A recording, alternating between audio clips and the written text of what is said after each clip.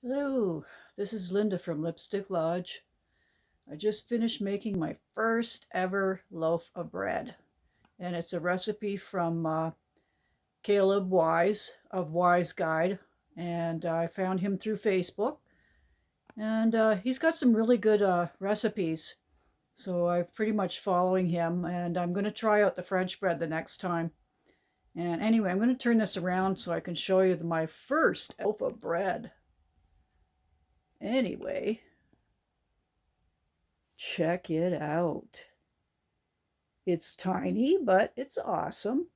I think I know where I went wrong. There's a couple things I did wrong. Um, I thought it was because I put the spices in with the wet stuff, but that wasn't it at all. I was just trying to, whip the recipe up without having to play the video. I should have just played the video again. But anyway, I didn't warm up the cottage cheese, so it was not as warm as it could and should have been, maybe. So it probably would have added a little bit more liquid to the recipe. And I think I'm going to cut my flour by about a quart of a cup because it seemed like it was a little dry for my liking trying to knead it. And even when I was kneading it, like I was having a challenge trying to knead the stuff. And it wasn't as wet as I wanted it to be. So I think that's what I'm going to do. I'm going to adjust it. And it's possibly because I'm using a propane oven. Maybe he could chime in on that.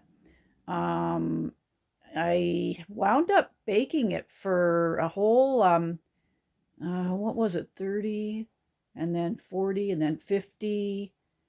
I wound up baking it for 60 minutes. And I'm going to change the rack height back down to where I had it before for baking.